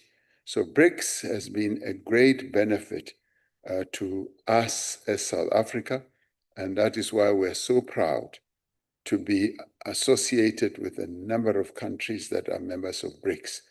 In many, many ways, being a very small economy country, being a member of BRICS actually lifts us up and gives us benefits that we would otherwise not have. So BRICS has been of great benefit to us as a rather smaller economy than the gigantic economies such as China, Brazil, India, and a number of others. And we participate with all those countries on the basis of equality, of respect, and knowing the value that we each add. And the value that we add is so respected. Even as BRICS summits are also held in our country, they value the positive contribution that South Africa makes in the BRICS family. So thank you very much. Thank you, Honorable President. We are taking the last question, which is from Honorable Kaunda in relation to the presidential nodal points. Over to you, Honorable President. Thank you, Honorable Chairperson. The Presidential Nodal Points Program, incorporating the Urban Renewal Program and the Integrated Sustainable Rural Development Program, predates this administration. While the specific institutional arrangement that are associated with these programs have changed over time, the underlying objective of directing coordinated government interventions across areas that are characterized by poverty, unemployment, and underdevelopment remains a feature of our government's policy. These objectives have subsequently been reflected in programs such as the Comprehensive Rural Development Program, approved by Cabinet in the year 2009, and more recently through the Integrated Rural Development Sector Strategy of 2023. Now, these objectives have now been taken up through the district development model, specifically the work to address development challenges through an integrated approach to policy planning and execution. So the DDM, as we call it, was introduced in 2019 to fix the coordination challenges that have long undermined service delivery. The DDM is meant to overcome the problem of government spheres and departments that have tended to operate in silos, which has led to a lack of coherence in planning and implementation, resulting in poor service delivery and low levels of investment in social infrastructure. Now, this DDM focuses all spheres of government on the municipal, district, and metropolitan spaces as the key sites of joint planning, budgeting, and implementation, working together with business, labor, and this is the real good aspect of DDM, because it seeks to engender cooperation, collaboration between government, labor, civil society, as well as business and ordinary citizens in each district or metro, and develop a single long-term plan that all three spheres of government align resources behind, working together with a number of key role players in the area. This is meant to accelerate delivery of water, sanitation, electricity, and roads. What had been service delivery challenges can be turned into development opportunities through localized procurement and job creation that promotes and supports local businesses. The key objective of the district development model is to coordinate a government-wide response to poverty, unemployment, and inequality. In fact, it should be seen as a stakeholder-wide response, because it does not only limit itself to what government should do, it brings government closer to citizens, but also enables businesses to also be part of this process, labor to be part of this, and community-based organizations by strengthening the coordination role and capacities at the district and metro level. This improves responsiveness and accountability. The DDM process expedites delivery by breaking the silos down and assigning plans and budgets and converting service delivery blockages into local and employment opportunities in our districts. And we have seen this working out so well, albeit in its nascent stages in eThekwini, which is one of our big metros, which is a district in the end, where we have seen business, unions, local government, provincial government and national government, and community-based organizations working together.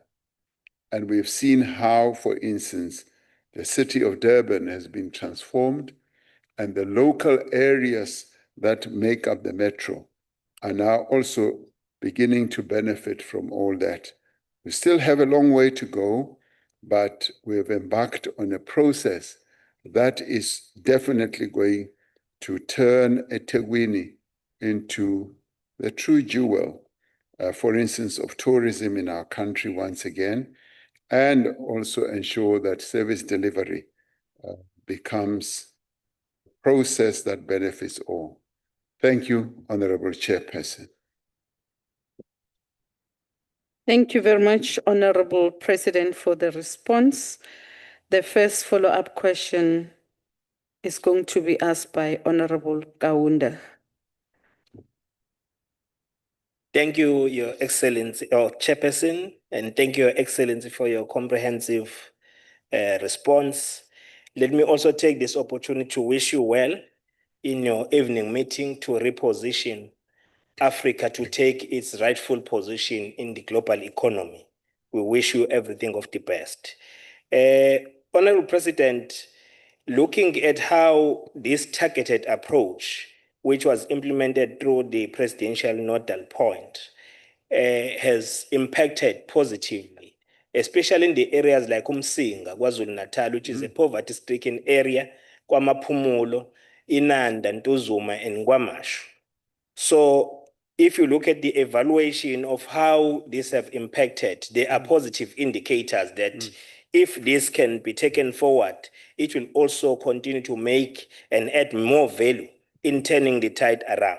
So my follow-up question is the president considering to revive such an intervention, which is a very targeted intervention to turn around the fortunes of these communities, especially if you look at the areas like Inanda. Inanda is leading with conduct crimes in the Republic of South Africa. So it still requires, as much as there were interventions, but we still need more interventions in this regard. Is the president considering to revive such a noble program? Thank you very much, Honorable Chairperson. Thanks, Honorable Kaunda. Over to you, Honorable President. Yes, thank you, Honorable Chairperson. The answer is yes. We do need, as we proceed with the implementation of a district development model, which really calls for us to focus on specific areas in our country and develop one plan, one budgeting framework, as well as doing it under the rubric of one government, a government that is layered as national government, provincial government, and local government, and embark on projects that are going to be of benefit to our people. And yes, begin to deal with even areas such as criminality, which, as you correctly say, is so rife in some areas in KZN, and not only in KZN, but in a number of places around the country. Yes, That is our intention. And for instance, just yesterday we were talking about the Eastern Seaboard, which will be a cross-border type of project, which will incorporate the Southern KZN and the Eastern Cape, and a number of districts that will be focused on with a high level of interventions, catalytic projects for infrastructure, bringing in investors from a number of places. And now this is going to be one of those projects that is going to be, in my view, quite exciting, because it brings together traditional leaders, brings together local governments across the border of two provinces, and brings together the private sector, and brings together local government as well as provincial and national government in an area of our country which has been quite neglected, which has some of the poorest regions in our country. And as we execute the various projects, the district development model will be at the core of it, and we'll be able to embark on those type of projects that will lift the lives of our people, just as Honorable Kaunda was saying, with areas that he alluded to, Umsinga and a few others. So that is the intention as we embark on implementing the district development model. Thank you, Honorable Chairperson. Thank you, Honorable President. I now invite Honorable Pienaar to ask a follow-up question. Dankie, voorsitter. Mr. President, let's hope I can get an answer out of you this time. Mr. President, the ANC ministers and speechwriters have been peddling the DDM model ambitiously for the last few years. Why do you keep pushing for centralized control, even though the South African Communist Party has abandoned you? Thank you, Chairperson.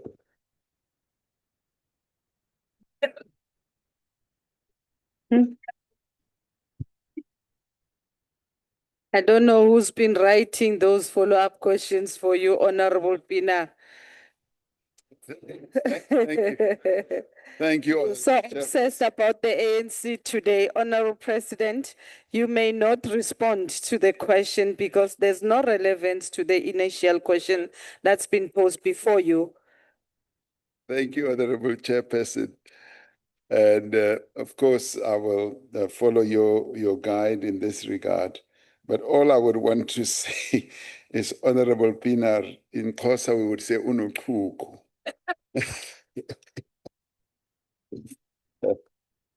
Ka Sotho re re o rata ditshele. Wa seba o tlisa ditshele tsa ko ntle o di tlisa mo. In Venda we say ufuna zwitshele. Honorable Chairperson, all I would say is, if one actually did a thorough study of the district development model, which I invite Honorable Pienaar to look at, it's actually one of the most decentralized models, because what it seeks to do is to actually devolve the process of planning to that district level. And I've come to really believe that development takes place not in a sort of silo or a singular manner. It should take place at the district level. I've seen how it works, for instance, in education. I've seen how it works, and I'll cite this example again in eThekwini, where at the district level we are able to devolve discussions, various processes of implementation to that level, and give powers to that level, where we say you have the ability, the power to implement your plan, and you craft your budget, and you ensure that various processes, which should be owned by yourselves at that local level, without, for instance, national or province breathing down on you. And where you need support and assistance, you can then tap onto that at the provincial and national level. That is how the district development model works. It empowers our local government at the district level. It gives enough capability at that level, even the skills that we seek to execute are skills that are to be found at that level. We bring them in and they work together. And through that, we break down silos. Now, if you want to say that breaking down silos is to centralize, it is actually to bring about efficiency and effectiveness and get those who used to work in a fragmented manner to work together to make things happen. And that is how magic happens. If you looked at how Bafana Bafana won last night, they won because they were so well integrated. And I'm not a football commentator. Their game was so well integrated. And they acted, yes, as individual players, but acting together and for one goal. And of course, they scored one goal, which was the winning goal. But that is what district development model is also all about. And I think they studied it and they perfected it last night. Thank you very much. The next follow-up question is from the Deputy Chairperson of the Council, Honorable Kavenda. Thank you very much, Honorable Chairperson. Honorable President, I'd like to take this opportunity in your presence to commend the South African Police Services in KwaZulu-Natal, led by the Acting Provincial Commissioner, Major General Gopal, for finally arresting the fourth suspect of a gang who brutally murdered 7 members of the Munsami family in Kwaduguza. And I remember, Honorable President, that at that time you had a very sympathetic response to that brutal crime. And I pray that those criminals will face the full might of the law. Thank you for your support on that issue, Honorable President. And now coming to my question, one of the critical interventions in the district development model is the development of one plans, which are critical for strengthening 3-sphere planning, coordination, and interventions to address issues of poverty, unemployment, and inequality. My question, Honorable President, is what support systems has government put in place to ensure the completion of one plans across all districts and metros in order to accelerate the implementation of the medium-term development plan priorities to drive development in these areas, including the accelerated development of rural areas? Thank you, Honorable Chairperson. Thanks, Honorable Deputy Chairperson. Over to you, Honorable President. Thank you very much, Honorable Chairperson, and thank you to the Deputy Chairperson for those kind words. The whole process of getting our districts through the DDM model process is work in progress. And we see that even now as our municipalities and our districts are developing their own budgets. In a number of areas, that is beginning to take effect. And in some areas, the district development model is actually being implemented. And people are actually crying out for the implementation of this model because they have seen how it works elsewhere. I spoke about, for instance, the Eastern Seaboard in our country, which is in the southern east part of the country. That is where the district development model across borders of our provinces is going to be seen to be in full effect. And the involvement of national and 2 provinces is going to be seen playing out to a point where, yes, as they embark on catalytic major projects, those will be part of the plans that will be developed in the metros that make up the Eastern Seaboard. We have seen how impactful it is in metro like eThekwini, I repeat once again, because that is the one metro that is the poster metro of the effectiveness of the district development model. And it is going to continue spreading, particularly when the need for a single plan is seen by all and sundry, particularly now as the plans are being crafted and budgets are being adopted. So it is work in progress, and I see it gaining traction.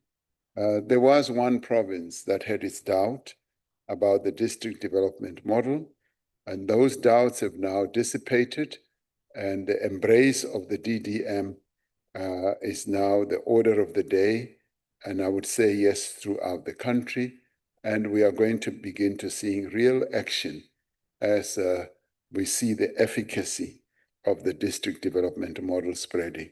Thank you, Honorable Chairperson. Thank you very much, Honorable President. The last follow-up question is from Umkosi Betu in the name of Inkosi Nonkonyan. Pala. Thank you, Chairperson. Mr. President, thank you very much for your comprehensive response.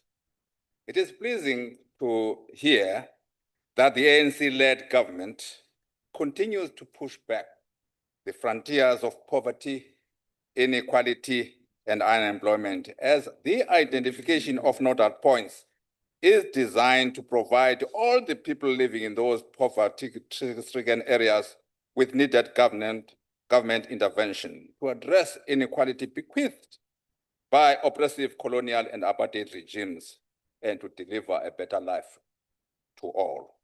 Arising from the responses to the question posed by Comrade Kaunda, what are the new structural reforms beyond planning interventions are being implemented to build productive, sustainable economies within the designated nodes to ensure that local entrepreneurs are able to drive down local unemployment and are linked with rural development as envisaged in the DDM model piloted in the OR Tambo region within the Eastern Cape province of Legends? Take this, Comrade President, as a true pass from an ANC midfielder for you to score as we inspired Bafana Bafana to make us all proud at the at the FIFA World Cup this morning. Thank you, Madam Chair. Pala. Over to you, Honorable President. Honorable Chairperson, thank you to Inkosi Betu for that question. And maybe let me take a minute to expand a little on how we will see the district development model being truly implemented, particularly through the Eastern Seaboard development. And the Eastern Seaboard really incorporates iconic areas such as Coffee Bay, Port St. John's, Lusikisiki, Bizana, Kokstad, Port Shepstone, as well as Scottsboro in KZN. Now that is, if you call it a precinct, that will be part of this Eastern Seaboard. It is quite an ambitious project, which is underway. That corridor on its own, that precinct, has a number of important benefits, or benefits I would call them, with regard, for instance, sectors that will contribute to the growth. And those areas that I've counted are some of the poorest areas in our country. You quote OR Tambo and the other districts in KZN. They're very, very poor. And we are focused on those areas, and it is very ambitious. It incorporates, for instance, tourism. Now, the tourism part is going to be the jewel of South Africa. It has beaches, cliffs, indigenous forests, marine resources, cultural tourism, adventure tourism, and heritage attractions. It also has agriculture and the ocean economy and renewable energy and the linkage of important roadways. And you will be aware that we are building 2 mega bridges, Msikaba and Mtento bridges, that are going to be the linkages and the pathways that are going to add a great deal of benefits to those areas, Coffee Bay and all of them, Lusikisiki, Bizana, and so forth, and Skodra. Now, all that is going to lead to a great deal of development, and this is how the district development then fits in, because it is going to bring each of the municipalities, and it's going to bring in national governments, provincial governments, and we were just talking about it even yesterday, and catalytic projects that will be considered in that area is the development of, say, Port St. John's, which is a jewel in our country, which has long been neglected.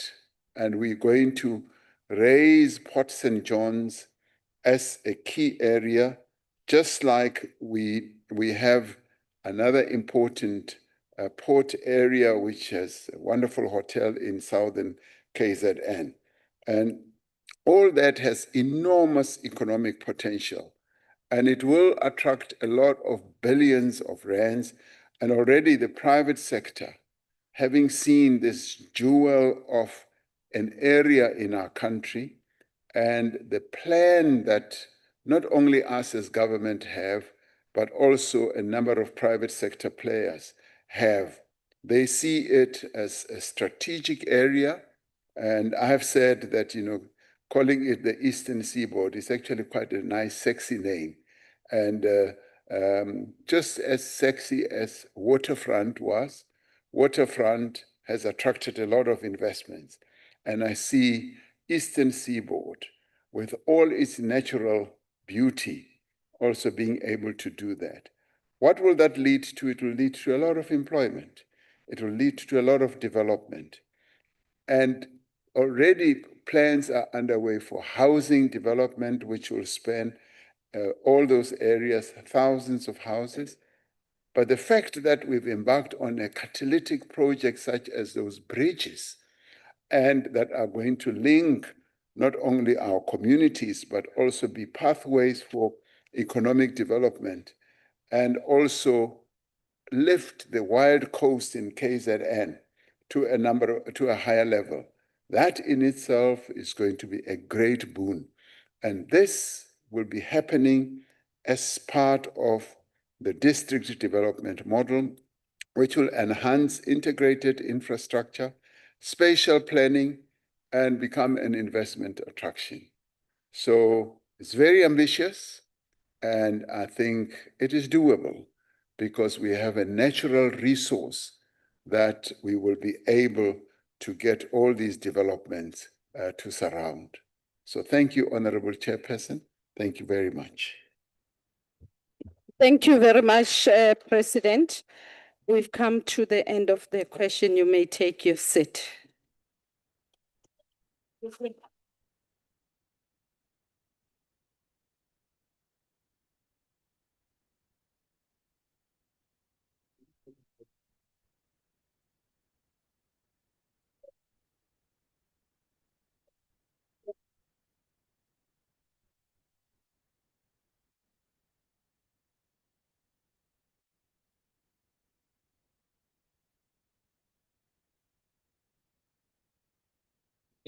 This is the NEC is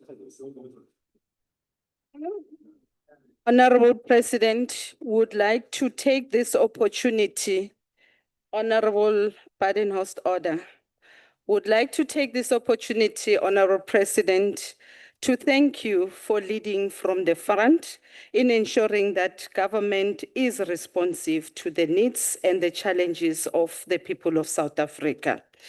And this to us is indicative of you respecting the doctrine of separation of power by always availing yourself to account to Parliament and to the people of South Africa at large.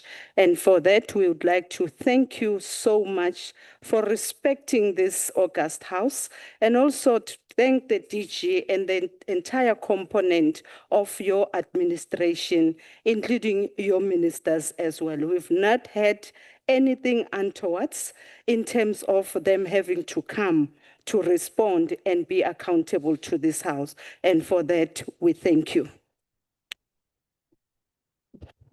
Honorable delegates, we have come to the end of the sitting today. The sitting stand adjourned until further notice.